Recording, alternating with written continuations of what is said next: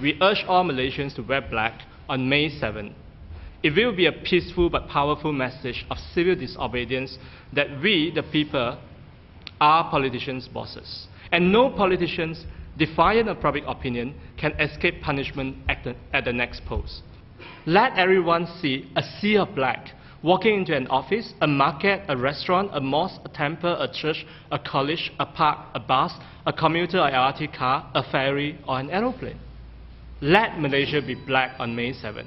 Let us be united in one black color and let show to the world that one Malaysia under Najib Razak is one black Malaysia living in darkness. Let's show to the world that Malaysians will stand up against any invasion of democracy, freedom and peace by unscrupulous politicians. We will not allow coup to be the way to power in Perak or anywhere in Malaysia. No one shall take away our democracy, freedom and peace. Najib may hijack our unelected institution like the judiciary, civil service, police and election commission, but he will never win our heart and mind. And he is no reformist until he dares to fail elections in Perak. So let us show Najib in one color, one black Malaysia, as you all see now, and we wish that you join us come this Thursday. Let us tell him in one voice for Malaysia, democracy first.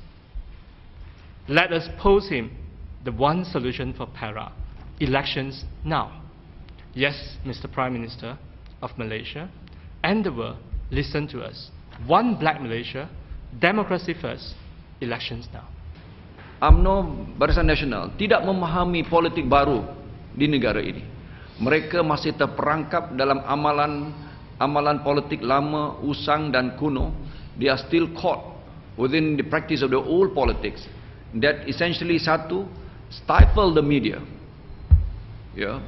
memeras ugut hak kebebasan media, denial of information kepada rakyat, ataupun menafikan pengetahuan informasi dan information kepada rakyat, maklumat kepada rakyat. Yang ketiganya, hari ini mahu melakukan apa yang dikatakan sebagai media blackout ataupun media curfew dengan melarang kehadiran media bebas, media baru untuk hadir dalam persidangan Dewan Undangan Negeri pada 7 Mei. Dan ketiganya, apa yang kami ingin sebutkan sebagai the intrusion ataupun pencerobohan institusi judiciary ke atas legislatif. Apa yang berlaku di negeri Perak ini. Dan keempatnya matinya atau terkuburnya perpisahan ataupun the death of separation of power. Di mana satu hari dulu judiciary lemah. Hari ini judiciary sudah menjadi lebih kuat kerana diperkudakan oleh eksekutif untuk merampas dan menceroboh kuasa dalam legislatif, yakni di sini Dewan Undangan Negeri Perak. Bersih sebagai satu gabungan NGO dan juga parti-parti Pakatan Rakyat merakamkan di sini dan menuntut Yang Berhormat Perdana Menteri supaya mengelakkan berlakunya One Black Malaysia pada 7 Mei akan datang. Menambah sedikit mengenai slogan yang telah pun dikemukakan oleh Yang Berhormat Perdana Menteri Datuk Seri, iaitu slogannya Satu Malaysia, rakyat didahulukan, prestasi ataupun pencapaian diutamakan. Dalam bahasa Inggeris, people first, performance now. Saya amat kesal lah dan amat disappointed terhadap slogan tersebut, sebab ianya merupakan satu retorik saja. Ianya merupakan satu retorik saja dan bukannya satu perkara yang Perdana Menteri yang baru ni benar-benar ingin melaksanakan. Dalam segi people first, dalam segi rakyat didahulukan, di isu-isu di Perak seperti tanah, isu tanah, seperti isu DUN, demokrasi rakyat, seperti isu ISA di Kamunting, semuanya masih belum diselesaikan. ini semua merupakan isu-isu rakyat di mana rakyat perlu diutamakan, didahulukan.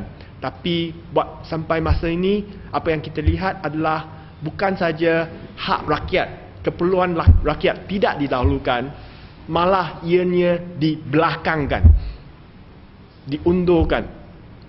Sebab perkara-perkara yang kita telah buat, Pakatan Rakyat telah buat di Perak seperti memberikan tanah kepada kampung-kampung Melayu, kampung-kampung Cina, kepada penghuni yang telah pun tinggal di sana setengah senturi, setengah kurun sampai hari ini, semuanya dihalang, dihentikan, disuspend.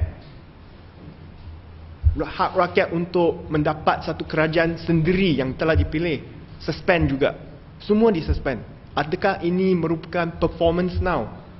Pencapaian yang diutamakan oleh Yang Berhormat Perdana Menteri yang baru. Keselamatan di negara kita adalah begitu teruk. Tetapi kita bukan hantar polis kita untuk mentangkap perompak-perompak, tetapi hantar kepada Ipoh. Kenapa apa? Sebab apa? Kerana ada orang yang nak pergi ke Perak, pergi ke Ipoh untuk menyaksikan saat history ini. Dan saya di Sedang, juga saya telah menyewa satu bas untuk mengumpul orang yang berminat untuk pergi ke Ipoh untuk menyertai dalam saat historikal ini. Tetapi malangnya, apabila berita ini dikeluarkan daripada dalam surat khabar, saya telah menerima panggilan daripada special branch. Dan sekali lagi saya rasa ini adalah tidak diperlukan. This is totally uncalled for. Why you try to disturb people from going to Perak?